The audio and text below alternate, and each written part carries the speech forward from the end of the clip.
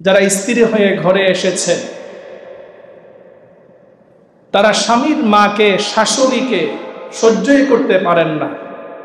তিনি মনে করেন এই পরিবারে আমি একমাত্র হকদার, আমি এই পরিবারের সকল কর্তৃত্ব, সব কিছুর মালিকানা নিজ হাতে নিয়ে নিতে চায়। সেটি চিন্তা করে না যে এই স্বামীকে আমি স্বামী হিসাবে পেয়েছি, এই স্বামী হিসাবে তাকে পাওয়ার অন্যতম মূল অবদান হচ্ছে তার মা। আবার অনেক শাশুড়িরা আছে যারা স্ত্রীদেরকে স্ত্রী হিসাবে, সন্তানের ওয়াইফ হিসাবে তার যতটুকু প্রাপ্য সম্মান সেটি আমরা দিতে চাই না। নিজের বেলায় নিজের মেয়ে বিয়ে দিলে আশা করি যে আমার মেয়ে ওই ঘরে গিয়ে রাজকন্যা হিসাবে থাকবে, আর আমার ছেলের বউকে আমি নিজে ঘরে নিয়ে আসলে মনে করি সে আমার বান্দিগিরি করবে, গোলামি করবে। আছে না নাই? এই যে আমাদের মন মানসিকতা, এগুলোর কারণে আজকে ঘরে ঘরে অশান্তি। ভাই ভাই বনাবনি নাই, সন্তানের সাথে পিতার সাথে সম্পর্ক নাই। আজকে যদি সন্তান পিতামাতার হক আদায় করত তাহলে পিতামাতা সন্তানের উপর রাজি থাকত। পিতামাতা যদি সন্তানের হক আদায় করত তাহলে সন্তানও নেক সন্তান হতো। একে অপরের হক নিজে আদায় না করার কারণে আজকে পরিবারের মধ্যে অশান্তি দেখা দিয়েছে। একটি মাসআলা, অনেকে আমরা মনে করি যে বিয়ের পর স্ত্রীর দায়িত্ব হচ্ছে শ্বশুর শাশুড়ির খেদমত করা। অনেক স্বামীরা আমরা মনে করি নামাজ যেরকম ফরজ, রোজা যেমন ফরজ, আমি বিয়ে করার পরে আমার মা বাবার খেদমত করা আমার স্ত্রীর উপর ফরজ। এমন আছে না অনেকে? আসলে ইসলাম বলে মা বাবার খেদমত করা এটা দায়িত্ব হচ্ছে সন্তানের, স্ত্রীর নয়।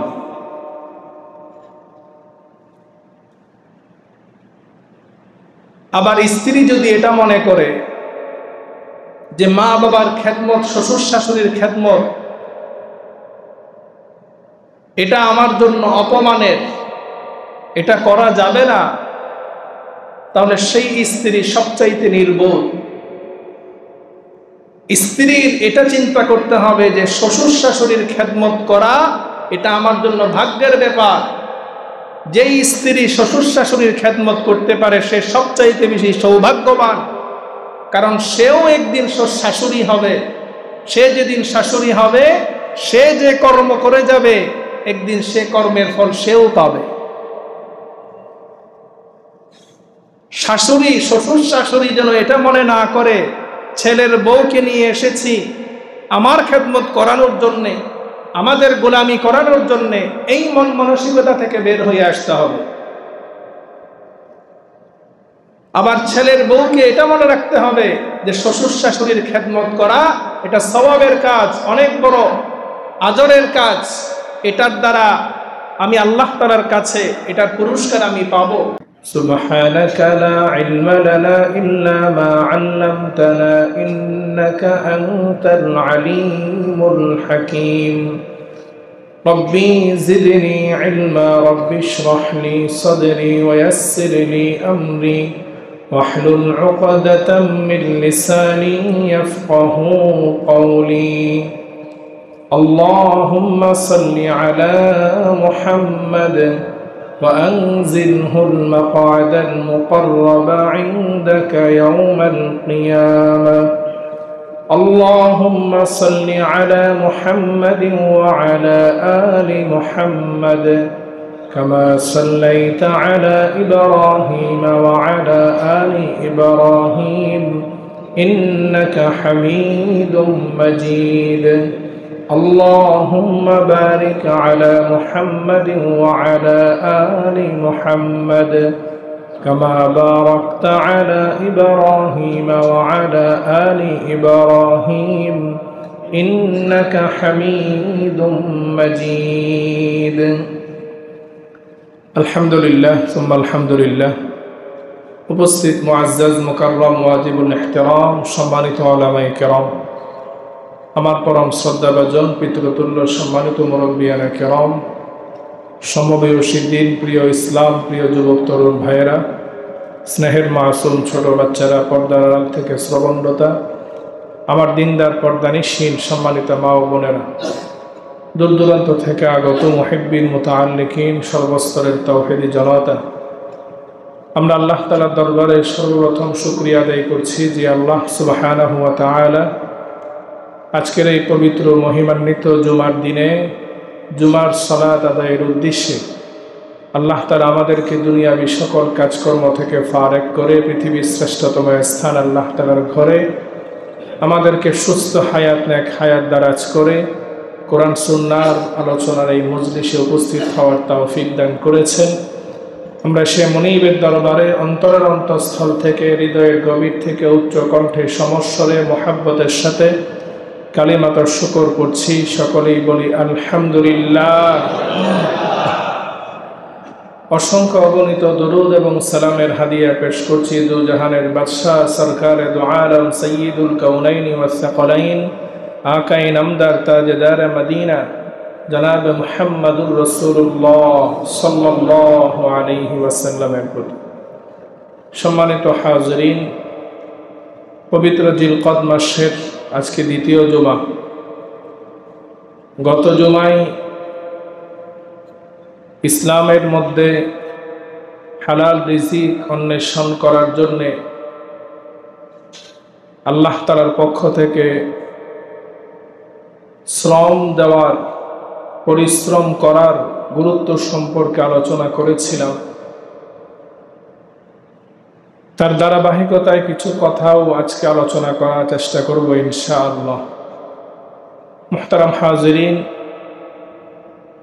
আল্লাহ সুবহানাহু ওয়া তাআলা আমাদেরকে এই পৃথিবীতে প্রেরণ করেছেন, তার মহান মূল উদ্দেশ্য হচ্ছে আমরা যেন আল্লাহ তাআলার গোলামি করি, আল্লাহ তাআলার ইবাদত করি। আল্লাহ তাআলার গোলামি, আল্লাহ তাআলার ইবাদত, এটিকে আমরা নির্দিষ্ট কিছু বিষয়ের মধ্যে সীমাবদ্ধ করে ফেলেছি। 5 ওয়াক্ত নামাজ পড়া, রমজানের রোজা রাখা, জুমার নামাজ আদায় করা, জানাজার নামাজ আদায় করা, কোরআন তেলাওয়াত করা, হজ করা, কুরবানি করা, শবে বরাত, শবে কদর, এগুলোতে ইবাদত করা, এই নির্দিষ্ট কিছু ইবাদতকেই আমরা ইবাদত মনে করি।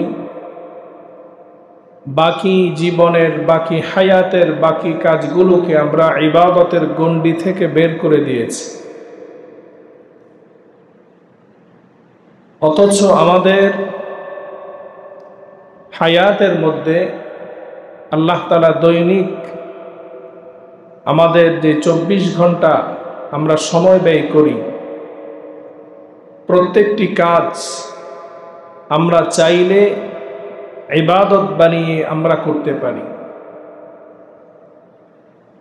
আমার প্রত্যেকটা কাজ যখন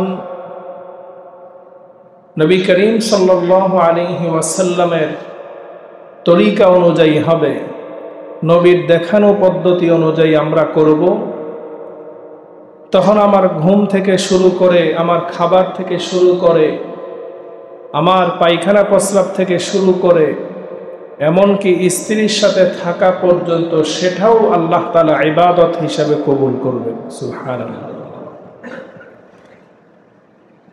ইবাদত দুটি ভাগে বিভক্ত। একটি হচ্ছে হাক্কুল্লাহ, যেই সকল ইবাদতগুলো আল্লাহ তাআলার সাথে সম্পৃক্ত, আল্লাহ তাআলার হকের সাথে সম্পৃক্ত, আল্লাহ তাআলার অধিকারের সাথে সম্পৃক্ত। আরেকটি ইবাদত হচ্ছে হাক্কুল ইবাদ, যেটি বান্দার হকের সাথে সম্পৃক্ত। আল্লাহ তাআলার হকের সাথে সম্পৃক্ত ইবাদতগুলোকে আমরা যে পরিমাণ গুরুত্ব দিয়ে থাকি, বান্দার হকের সাথে সম্পৃক্ত ইবাদতগুলোকে আমরা সেভাবে গুরুত্ব দিই না, সেভাবে আমরা আদায় করার চেষ্টা করি না। অথচ আল্লাহ তাআলার হকের সাথে সম্পৃক্ত যে ইবাদত, যেমন নামাজ, রোজা, হজ, যাকাত ইত্যাদি, আল্লাহ তাআলার হকের সাথে সম্পৃক্ত ইবাদতগুলো, এগুলোর ক্ষেত্রে যদি আমাদের কোনো গাফলতি থাকে, অলসতা থাকে, কমজোরি থাকে, আল্লাহ তাআলার কাছে ক্ষমা চাইলে, তাওবা করলে আল্লাহ তাআলা ক্ষমা করে দিবেন। এমনকি শিরিকের মতো অপরাধও যদি কেউ করে, সেও যদি খালেস দিলে তাওবা করে, আল্লাহ তাআলার কাছে ক্ষমা চায়, আল্লাহ তাআলা ক্ষমা করে দিবেন। কিন্তু বান্দার হকের সাথে সম্পৃক্ত বিষয় যেগুলো, সেগুলো আমি নিজে নিজে তাওবা করলাম, আল্লাহ তাআলার কাছে ক্ষমা চাইলাম, এটার দ্বারা আমি ক্ষমা পাবো না, রেহাই পাবো না। যতক্ষণ পর্যন্ত বান্দার হক আদায় না করি, যতক্ষণ পর্যন্ত বান্দার কাছ থেকে ক্ষমা না নিই, ততক্ষণ পর্যন্ত আমি তাওবার মাধ্যমে, আল্লাহ তাআলার কাছে কান্নাকাটির মাধ্যমে আমি সেটা থেকে রেহাই পাবো না। এটা থেকে বোঝা যায় আল্লাহর হকের চাইতেও বান্দার হকটা জটিল বেশি। কিয়ামতের ময়দানে আল্লাহর হক আদায় না করার কারণে মানুষ যতটুকু শাস্তি ভোগ করবে, যতটুকু মানুষ আযাবের সম্মুখীন হবে, তার চাইতে অধিক গুণ মানুষ শাস্তির সম্মুখীন হবে বান্দার হক আদায় না করার কারণে, বান্দার হক নষ্ট করার কারণে। হাদিসের মধ্যে এসেছে, রাসূল করিম সাল্লাল্লাহু আলাইহি ওয়াসাল্লাম সাহাবায়ে কেরামকে একদিন বললেন, তোমরা কি বলতে পারবে এই দুনিয়াতে সবচাইতে বেশি দুর্ভাগা, সবচাইতে বেশি দরিদ্র কোন ব্যক্তি? সাহাবায়ে কেরাম জিজ্ঞেস করলেন, ইয়া রাসূলুল্লাহ, এটির উত্তর আপনি এবং আল্লাহ তাআলাই সবচাইতে বেশি ভালো জানেন। রাসূল করিম সাল্লাল্লাহু আলাইহি ওয়াসাল্লাম বললেন, দুনিয়ার মধ্যে সবচাইতে বেশি দরিদ্র হবে ওই ব্যক্তি কিয়ামতের ময়দানে, যে ব্যক্তি নামাজ, রোজা, হজ, যাকাত সকল ইবাদত বন্দিগির বিশাল পাহাড় নিয়ে আল্লাহ তাআলার সামনে উপস্থিত হবে। সে যখন আশা করবে আল্লাহ তাআলা তাকে এই ইবাদতের কারণে আল্লাহ তাআলা তাকে নাজাত দিবে, জান্নাতে প্রবেশ করাবে, কিয়ামতের ময়দানে আল্লাহ তাআলা সেই দিন ইনসাফের আদালত কায়েম করবে। আল্লাহ তাআলা সেই দিন কেউ যদি বিন্দু পরিমাণ, যাররা পরিমাণ নেক আমল করে, সেটার জাযা, সেটার বদলা, সেটার পুরস্কারও আল্লাহ তাআলা দিবেন। কেউ যদি দুনিয়াতে থাকা অবস্থায় যাররা পরিমাণ বদ আমল করে, গুনাহ করে, সেটার হিসাবও আল্লাহ তাআলা নিবেন। সেই দিন আল্লাহ তাআলার কাছে কিছু ব্যক্তি আল্লাহ তাআলার কাছে অভিযোগ দায়ের করবে, হে আল্লাহ, যেই ব্যক্তি এই বিশাল নেক আমলের পাহাড় নিয়ে এসেছে, সেই ব্যক্তি দুনিয়াতে থাকা অবস্থায় সে আমার অগোচরে আমার গীবত করেছে, আমার মান সম্মান নষ্ট করেছে।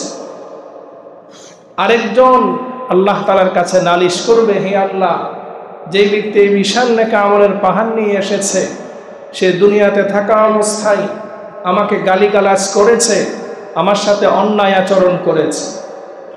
আরেকজন ব্যক্তি বলবে, দুনিয়াতে থাকা অবস্থায় অমুক ব্যক্তি, সে আমার হক নষ্ট করেছে, সে আমার উপর জুলুম করেছে, অন্যায়ভাবে আমার সম্পদ কেড়ে নিয়েছে। আরেকজন ব্যক্তি বলবে, অমুক ব্যক্তি দুনিয়াতে থাকা অবস্থায় অন্যায়ভাবে আমাকে চড় দিয়েছিল, অন্যায়ভাবে আমার গায়ে হাত তুলেছিল। সেই দিন আল্লাহ সুবহানাহু ওয়া তাআলা ওই নেক আমলওয়ালা ব্যক্তির নেক আমলগুলো দুনিয়াতে থাকা অবস্থায় যাদের গীবত শিকায়ত করত, যাদের উপর জুলুম করত, যাদের সম্পদ লুণ্ঠন করত, যাদের অধিকার নষ্ট করত, তাদেরকে আল্লাহ তাআলা দিয়ে দিবেন। হাদিসের মধ্যে এসেছে, এমন একটা অবস্থা হবে যে পাওনাদারদেরকে পাওনা দিতে দিতে তার সকল নেক আমলগুলো শেষ হয়ে যাবে, সর্বশেষ পাওনাদার বাকি থেকে যাবে কিন্তু তার নেক আমল শেষ হয়ে যাবে। ওই সময় আল্লাহ সুবহানাহু ওয়া তাআলা পাওনাদারদের যে গুনাহ রয়েছে, পাপ রয়েছে, সেই পাপগুলো ওই ব্যক্তির কাঁধের উপর আল্লাহ তাআলা তুলে দিবে। যেই ব্যক্তি বিশাল নেক আমলের পাহাড় নিয়ে আল্লাহ তাআলার সামনে উপস্থিত হয়েছে, সে অল্প কিছুক্ষণের মধ্যেই বিশাল বড় পাপের বোঝা নিয়ে সে জাহান্নামে যাবে। রাসূল করিম সাল্লাল্লাহু আলাইহি ওয়াসাল্লাম বলেন, দুনিয়ার মধ্যে সবচাইতে দরিদ্র হতভাগা ব্যক্তি হলো ওই ব্যক্তি। এই জন্য বলছিলাম যে আল্লাহ তাআলার হক যদি আদায় করতে আমাদের কোনো গাফলতি হয়, আল্লাহ তাআলার কাছে তাওবা করলে, ক্ষমা চাইলে আল্লাহ তাআলা ক্ষমা করে দিবেন। কিন্তু বান্দার হক যদি আমার দ্বারা নষ্ট হয়, তাহলে আল্লাহ তাআলার কাছে ক্ষমা চাইলে আল্লাহ তাআলা ক্ষমা করবেন না, যতক্ষণ পর্যন্ত ওই বান্দার হক বান্দাকে ফিরিয়ে দেওয়া না হয় অথবা ওই বান্দার কাছ থেকে ক্ষমা নেওয়া না হয়। আজকে এই বান্দার হকটা সবচাইতে বেশি অবহেলিত আমাদের সমাজে, আমাদের মধ্যে। আল্লাহ তাআলার হক আদায়ের ব্যাপারে যতটুকু না আমরা আন্তরিক, যতটুকু না সচেতন, আমরা বান্দার হকগুলো আদায়ের ক্ষেত্রে আমরা তার চাইতে বেশি অসচেতন, বরঞ্চ একবারে উদাসীন বললেই চলে।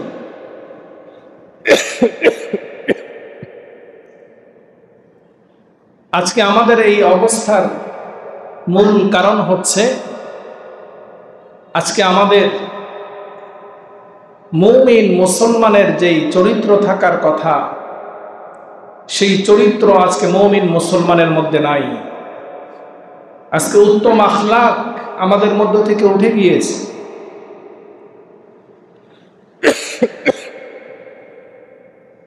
রাসূল করিম সাল্লাল্লাহু আলাইহি ওয়াসাল্লাম ইরশাদ করেন, পরিপূর্ণ মুমিন, পরিপূর্ণ ঈমানদার হলো ওই ব্যক্তি যেই ব্যক্তি উত্তম চরিত্রবান, উত্তম আখলাকওয়ালা, যার মধ্যে উত্তম চরিত্র চলে এসেছে, উত্তম আখলাক চলে এসেছে।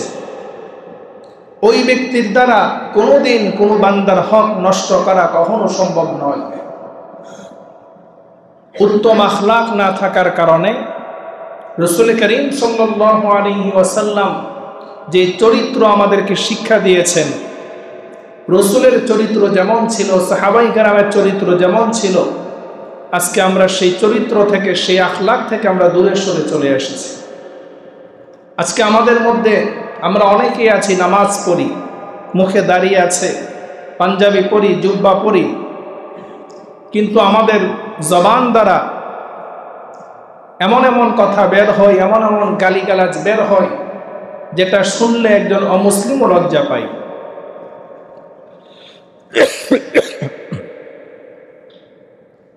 আজকে আমাদের পরিবারের মধ্যেও অনেক স্বামীরা আছে, স্ত্রীদের সাথে এমন আচরণ করি যে আচরণ আমাদেরকে ইসলাম শিক্ষা দেয়নি। এমন অনেক স্ত্রী আছে যারা স্বামীদের সাথে এমন আচরণ করে যেটা কখনো স্বামীর সাথে আচরণ করা যায় না। আজকে আমাদের মুআমালাত, মুআশারাত, লেনদেন, কাজকর্ম, আজকে প্রত্যেকটা সেক্টরে দুর্নীতি ছাড়া, অনিয়ম ছাড়া আপনি পাবেন না। প্রত্যেকটা সেক্টরে অনিয়ম, প্রত্যেকটা সেক্টরে দুর্নীতি।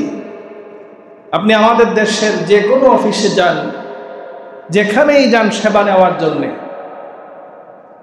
আপনাকে ঘুষ ছাড়া, দুর্নীতি ছাড়া আপনি সঠিকভাবে কোনো কাজ করতে যাবেন সেটা পারবেন না।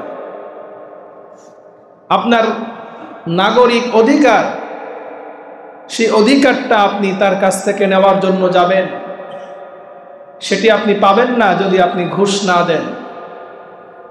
প্রত্যেকটা সেক্টরে যে আজকে আমাদের এই অবনতি, তার মূল কারণ হচ্ছে আমরা আমাদের চরিত্র হারিয়ে ফেলেছি। মুসলমানের যে চরিত্র, সেই চরিত্র আজ মুসলমানের মধ্যে নাই।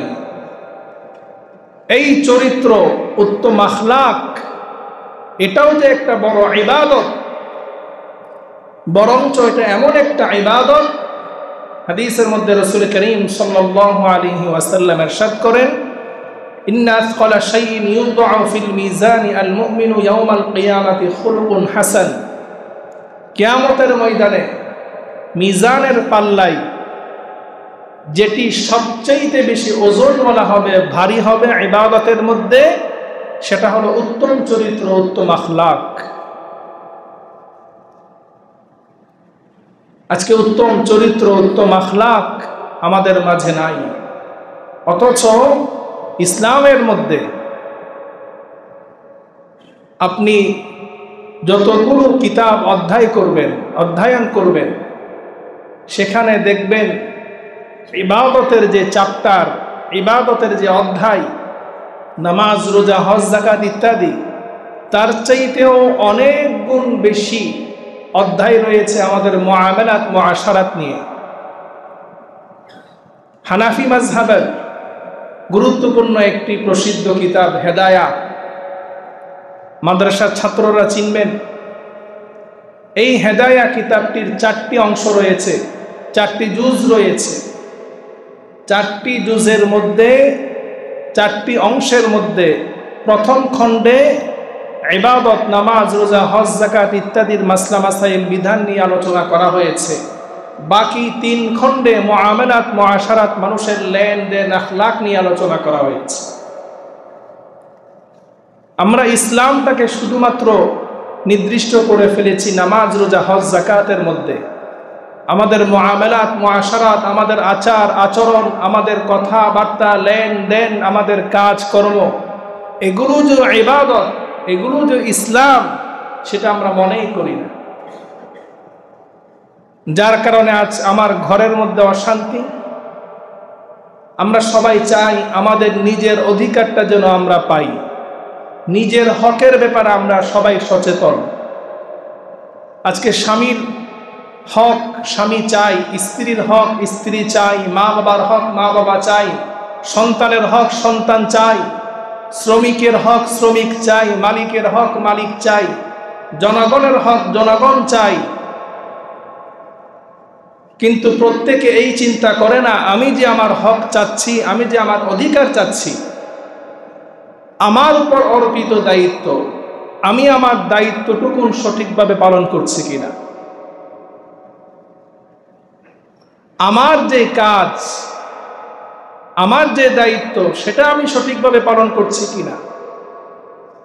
আমার দায়িত্ব যদি আমার জায়গা থেকে আমি সঠিকভাবে পালন করি, সবাই যদি নিজ নিজ দায়িত্ব সঠিকভাবে পালন করে, তাহলে এই সমাজে, এই পৃথিবীতে আর কেউকে কারোর হক নিয়ে, কারোর অধিকার নিয়ে কোনো অভিযোগ করার, কোনো দাবি করার, কোনো আন্দোলন করার কোনো প্রয়োজন থাকবে না।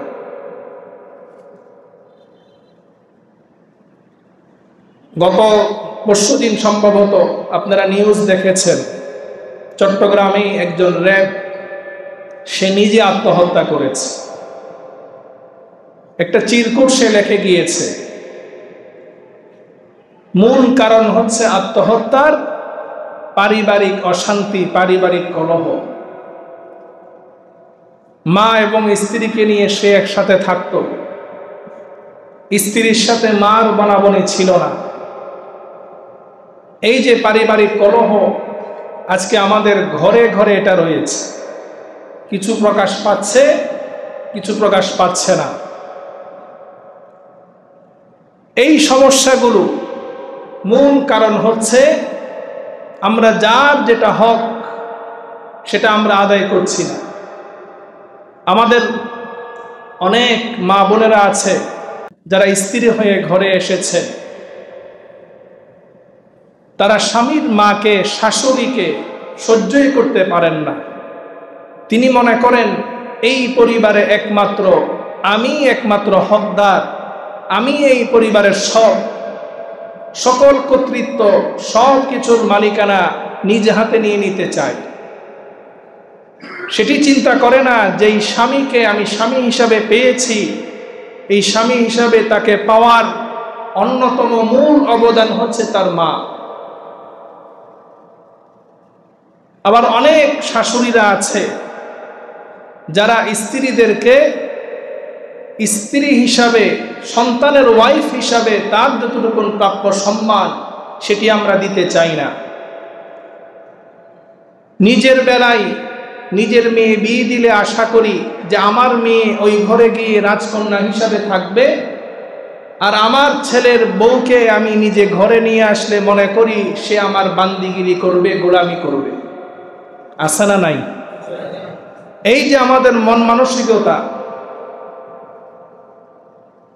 এগুলোর কারণে আজকে ঘরে ঘরে অশান্তি। ভাই ভাই বনাবনি নাই, সন্তানের সাথে পিতার সাথে সম্পর্ক নাই। আজকে যদি সন্তান পিতামাতার হক আদায় করত তাহলে পিতামাতা সন্তানের উপর রাজি থাকত। পিতামাতা যদি সন্তানের হক আদায় করত তাহলে সন্তানও নেক সন্তান হতো। একে অপরের হক নিজে আদায় না করার কারণে আজকে পরিবারের মধ্যে অশান্তি দেখা দিয়েছে। একটি মাসআলা, অনেকে আমরা মনে করি যে বিয়ের পর স্ত্রীর দায়িত্ব হচ্ছে শ্বশুর শাশুড়ির খেদমত করা। অনেক স্বামীরা আমরা মনে করি নামাজ যেরকম ফরজ, রোজা যেমন ফরজ, আমি বিয়ে করার পরে আমার মা বাবার খেদমত করা আমার স্ত্রীর উপর ফরজ। এমন আছে না অনেকে? আসলে ইসলাম বলে মা বাবার খেদমত করা এটা দায়িত্ব হচ্ছে সন্তানের, স্ত্রীর নয়।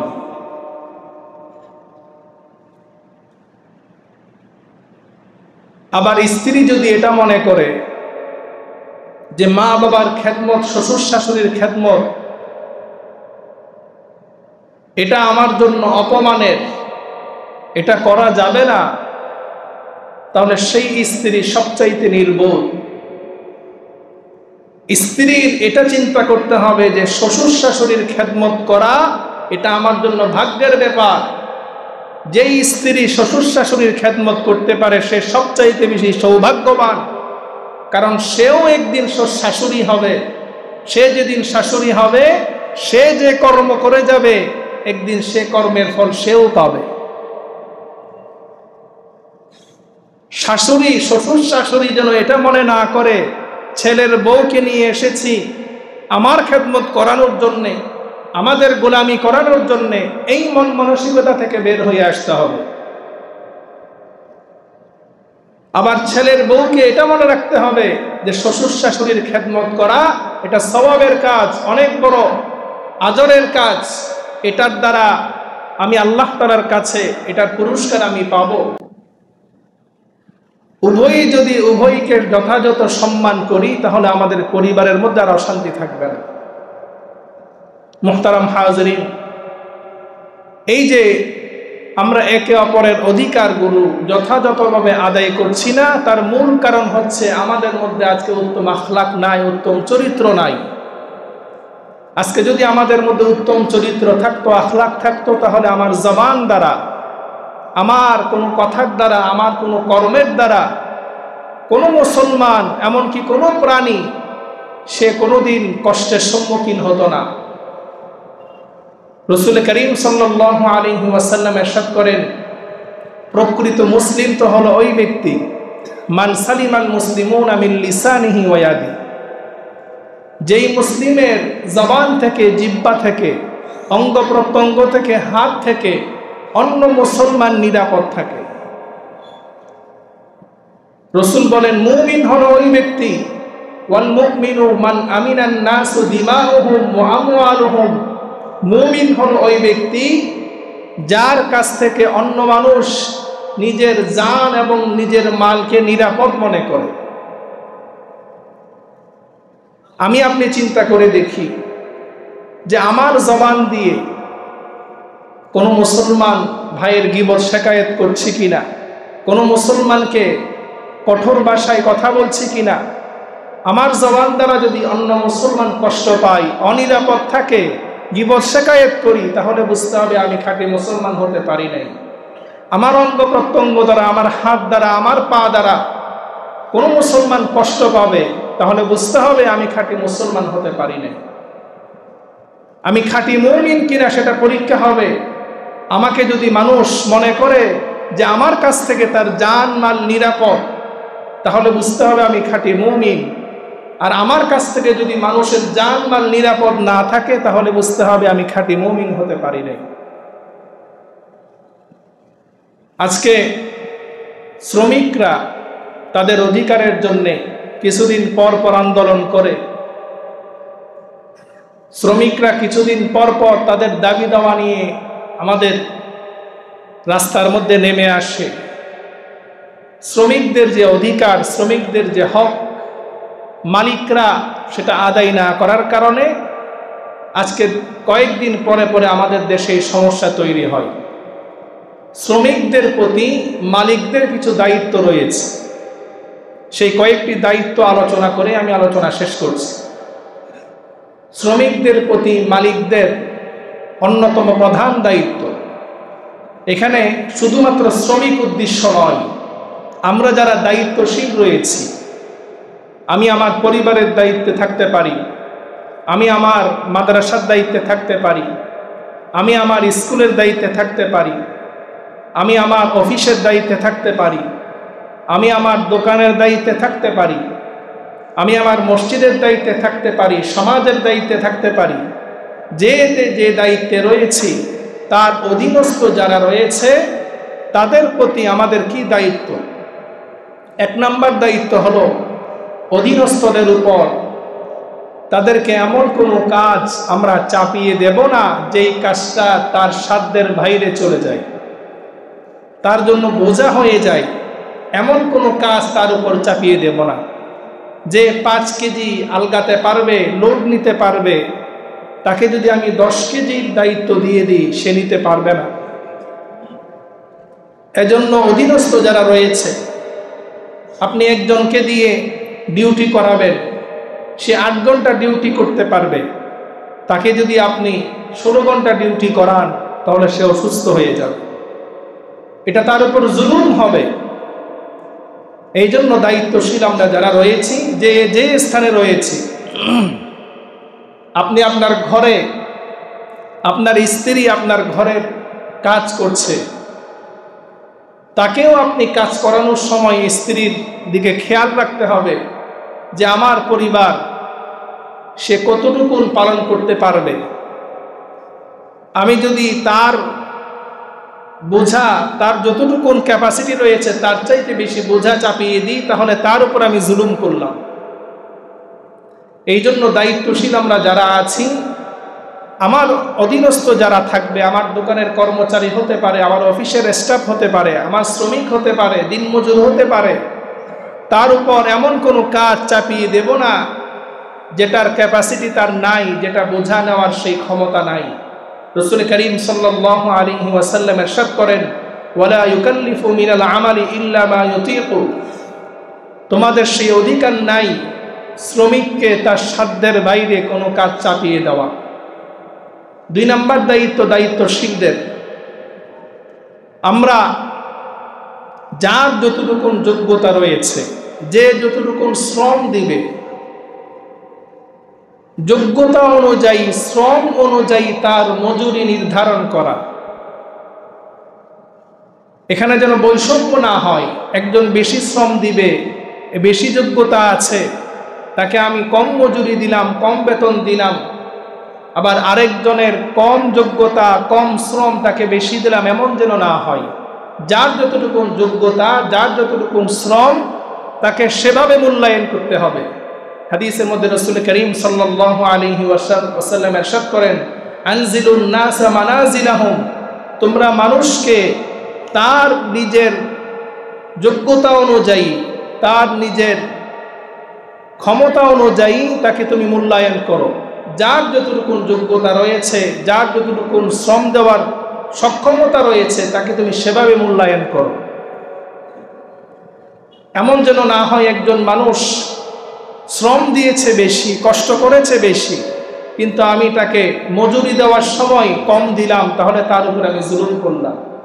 অনেক সময় দেখা যায় অনেককে দিয়ে আমরা খাটাই বেশি, কিন্তু তাকে বেতন দেওয়ার সময়, টাকা দেওয়ার সময় কম দেয়, আছে না নাই?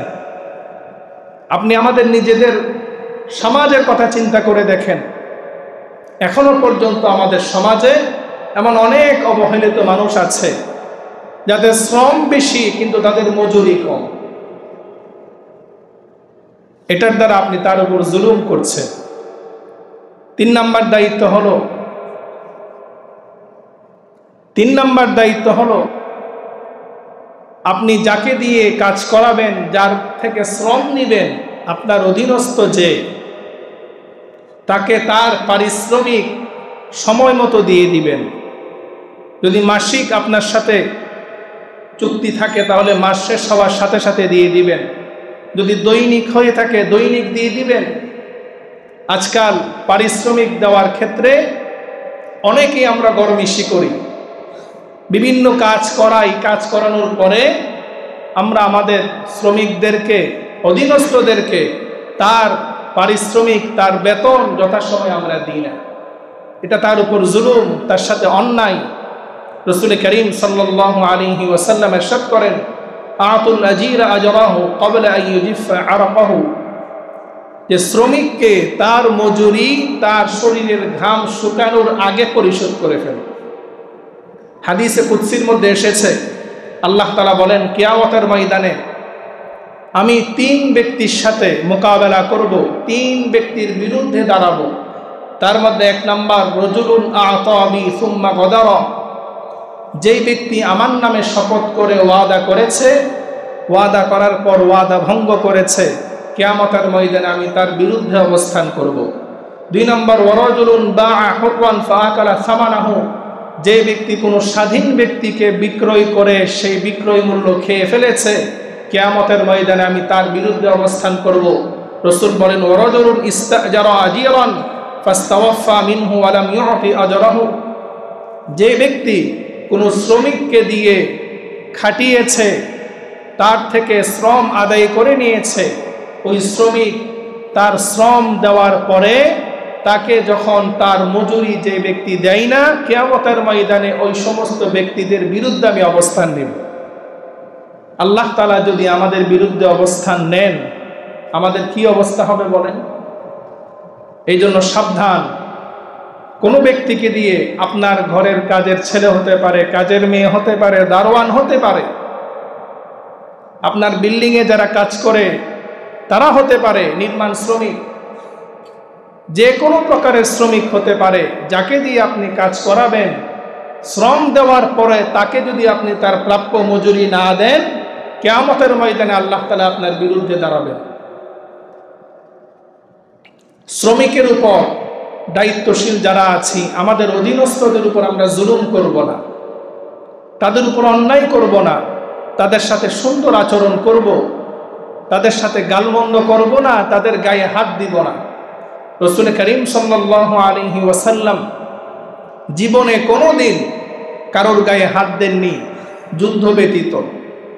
রাসূল করিম সাল্লাল্লাহু আলাইহি ওয়াসাল্লাম কোনোদিন কোনো স্ত্রীর গায়ে হাত দেননি, কোনো খাদেমের গায়ে হাত দেননি, কোনো খাদেমকে গালমন্দ করেননি, কোনো স্ত্রীর সাথে গালমন্দ করেননি। এটা ছিল আমাদের রাসূলের শিক্ষা। আজকে আমরা উঠতে বসতে আমাদের কাজের মানুষের সাথে, আমাদের দারোয়ানদের সাথে, আমাদের অধীনস্থ যারা আছে তাদের সাথে আমরা খারাপ আচরণ করি। এমনকি দেখা যায় মাঝে মধ্যে এখানে না হলেও বিভিন্ন মসজিদের খাদেমদের সাথে, মুয়াজ্জিনদের সাথে পর্যন্ত খারাপ আচরণ করা হয়, আছে না নাই? সাবধান, কারোর সাথে আপনি খারাপ আচরণ করতে পারবেন না, সেই অধিকার আপনাকে দেন নাই, সেই অধিকার ইসলাম আপনাকে দেয় নাই। আপনি খারাপ আচরণ করেছেন মানে তার উপর আপনি জুলুম করেছেন। রাসূল করিম সাল্লাল্লাহু আলাইহি ওয়াসাল্লামের খাদেম ছিলেন হযরত আনাস রাদিয়াল্লাহু আনহু। হযরত আনাস রাদিয়াল্লাহু আনহু বলেন, ওয়াল্লাহি লাকাদ খাদামতু রাসূলুল্লাহি সাল্লাল্লাহু আলাইহি ওয়াসাল্লাম 7 সিনিনা আও 9 সিনিন মা আলিমতু ক্বালা লিশাইইন সানাআতু লিমা ফাআলতা কাযা ওয়া কাযা। হযরত আনাস রাদিয়াল্লাহু আনহু বলেন, আল্লাহর শপথ করে বলছি, আমি নবী করিম সাল্লাল্লাহু আলাইহি ওয়াসাল্লামের খেদমত করেছি 7 বৎসর অথবা 9 বৎসর, লাগাতার 9 বৎসর খেদমত করেছি। আমি রসুলের খাদেম ছিলাম। রসুল কোনোদিন আমি কোনো কাজ যদি করে থাকি যেই কাজটা করা উচিত ছিল না, রসুল আমাকে কোনোদিন এই কথা পর্যন্ত বলেননি যে এই কাজটা তুমি কেন করেছ। যেই কাজটা করা প্রয়োজন ছিল সেটা যদি আমি না করে থাকি, রসুল কোনোদিন আমাকে এই কথা বলেননি তুমি এই কাজটা কেন করনি। বকা দিবেন, গালি দিবেন, মাইর দিবেন দূরের কথা, এই কাজটা কেন করলে, কেন করেনি, এই কথা পর্যন্ত রসুল কোনোদিন বলেননি। রসুল করিম সাল্লাল্লাহু আলাইহি ওয়াসাল্লামের কেমন চরিত্র ছিল, আর আমাদের চরিত্র কি? আমরা কথায় উঠতে বসতে গালিগালাজ ছাড়া আমাদের মুখ দিয়ে কথা বের হয় না, অথচ আমরা পাক্কা নামাজি, হজ করে এসেছি, মুখে দাঁড়িয়ে আছে না নাই? এমন সবাই না, কিছু কিছু মানুষ আছে। আল্লাহ তাআলা আমাদের সকলকে উত্তম চরিত্রবান হওয়ার তৌফিক দান করুন। মুহতারাম হাজরিন, যারা শ্রমিক আছে, যারা আমাদের অধীনস্থ আছে, তাদেরকে আমরা ইবাদত করার সুযোগ করে দিব। শুধু নিজে নামাজ পড়লাম, আমার অধীনস্থ যারা আছে তাদেরকে যদি নামাজের সুযোগ করে না দিই, তাহলে সেটাও তার উপর জুলুম হবে। ডিউটির ফাঁকে, কাজের ফাঁকে তাকেও একটা সময় নামাজের জন্য আমি সুযোগ করে দিব, সেও যেন নামাজ পড়তে পারে, আল্লাহর গোলামি করতে পারে। কারণ আল্লাহ তাআলার অবাধ্যতা করে দুনিয়ার কোনো মাখলুকের আনুগত্য করা জায়েজ নাই। আল্লাহ তাআলার হক আগে, আল্লাহ তাআলার হুকুম আগে, আল্লাহ তাআলার হুকুম মান্য করার পরে তারপর অন্য কারোর হুকুম মানব। মুহতারাম হাজরিন, আমরা যারা নিজেরা নিজেদের হক চাই, আমাদের দায়িত্ব হলো, রাসূল করিম সাল্লাল্লাহু আলাইহি ওয়াসাল্লাম বলেন, ইন্নাল্লাহা ইউহিব্বু মিনাল আমিলি ইযা আমিলা আইয়ুহসিনা। আল্লাহ তাআলা ওই ব্যক্তিকে সবচাইতে বেশি পছন্দ করে যার যে দায়িত্ব রয়েছে সে তার দায়িত্বটা সঠিকভাবে, সুন্দরভাবে আদায় করে। মালিকের দায়িত্ব রয়েছে, মালিক আমাদের হকগুলো সঠিকভাবে আদায় করবে, আর আমরা যারা কাজ করব, দায়িত্ব আদায় করব, আমাদের কাজও আমরা সুন্দরভাবে আদায় করব, সেটা আমাদের দায়িত্ব। আমরা যদি আমাদের কাজে ফাঁকি দিই, আমাদের যে দায়িত্ব সেই দায়িত্ব আদায় না করে হাজিরা খাতায় শুধু সিগনেচার করে চলে আসি, তাহলে সেটা আমানতের খেয়ানত হবে। আমার জন্য বেতন নেওয়াটাও জায়েজ হবে না। আমাদের দায়িত্ব আমরা যখন সঠিকভাবে পালন করব, তখন মালিকও আমাদের হক সঠিকভাবে আদায় করবে। মুহতারাম হাজরিন, এই যে শ্রমিকের হক সম্পর্কে যে কথাগুলো বললাম, আল্লাহ তাআলা আমাকে সহ আমাদের সকলকে আমল করার তৌফিক দান করুক।